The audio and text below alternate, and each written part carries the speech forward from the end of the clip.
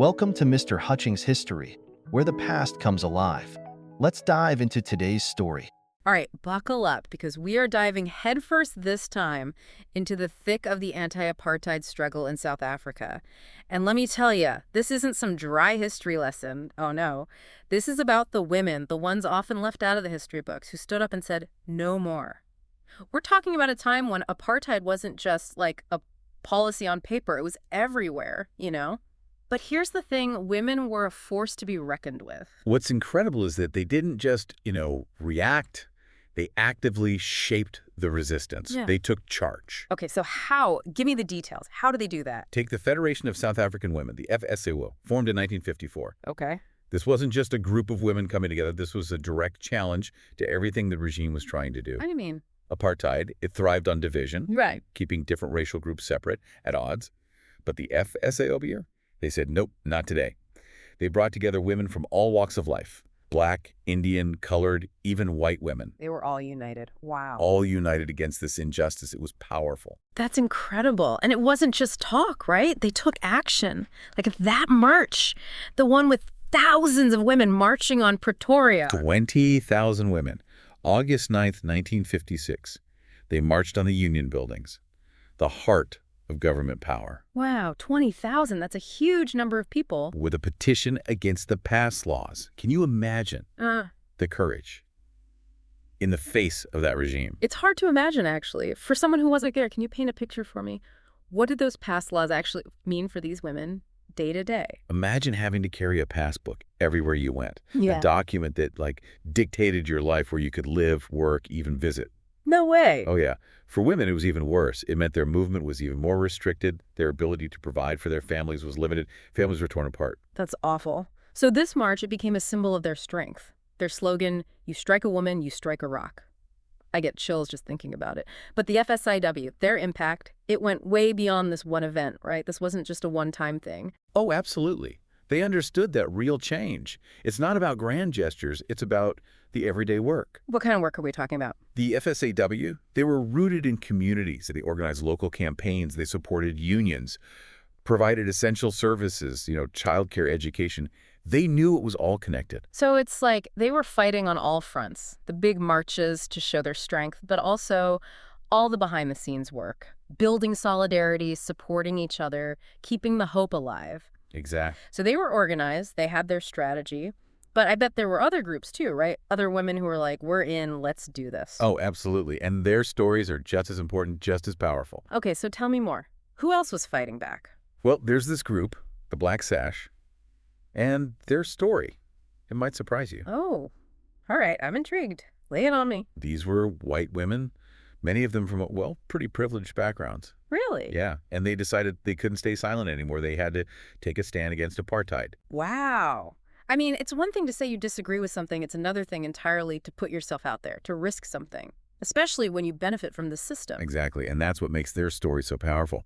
They formed in 1955, and their first big fight, it was against the government trying to take away voting rights from colored South Africans. Okay, so they were strategic about it. They used their position to try to make a difference. But how? How did they get people to listen?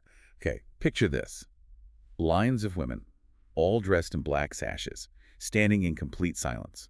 No chanting, no signs, just silence. Silent protest. Bold move. They call them silent vigils. They'd stand outside courthouses, government buildings, even parliament. You couldn't miss them. Powerful imagery. It's almost like they were mourning, mourning the loss of justice, the loss of equality. I bet that really got under the government's skin. Oh, you better believe it. They were impossible to dismiss. Not aggressive, not radical, just blunt.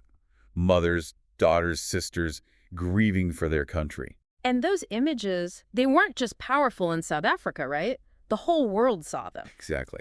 The Black Sash, they were smart. They knew the power of international pressure. Those images, they made headlines around the world. So they created this bridge between the struggle happening within South Africa and a global audience hungry for change. Precisely. And here's something else they did. Something maybe not as, dramatic as the silent protests, but just as important. Okay, what is it? Advice offices. They set them up all over the country. Advice offices. Yeah, they provided legal guidance, support, Black South Africans who were being targeted by these discriminatory laws. Imagine trying to navigate a system designed to keep you down. It's overwhelming to even think about. Right, and that's where the Black Sash came in. They offered practical help, legal advice, Yeah. a shoulder to cry on. They were lifesavers. Wow. So they were fighting on multiple levels.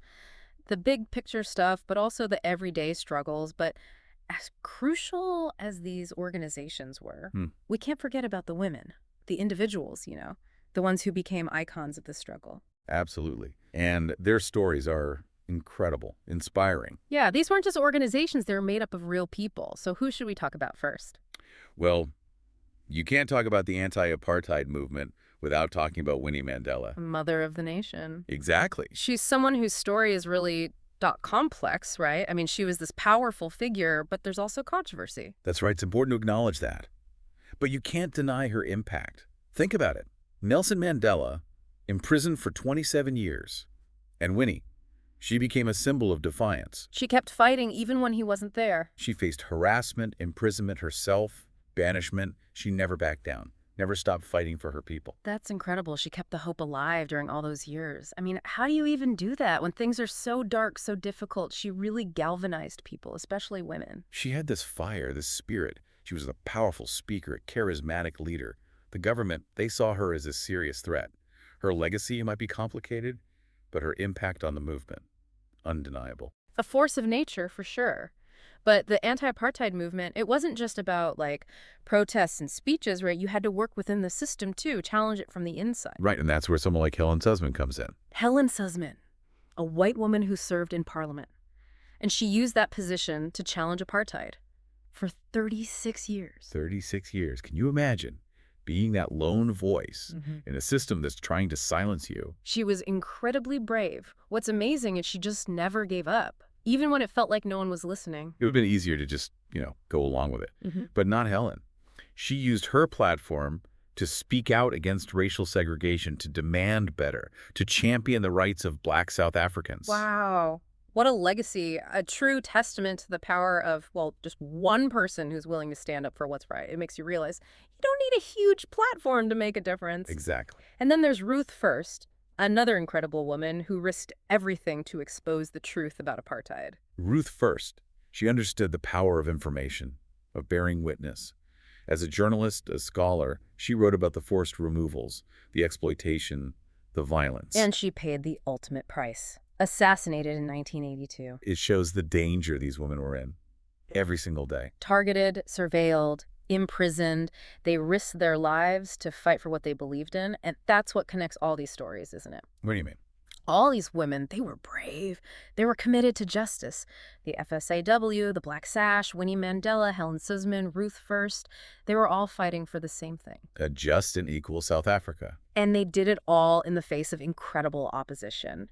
Even after Sharpeville, when it felt like the world was giving up on them, they never did. They picked up the pieces, rallied their communities, and kept going. It's inspiring. Their legacy lives on, don't you think?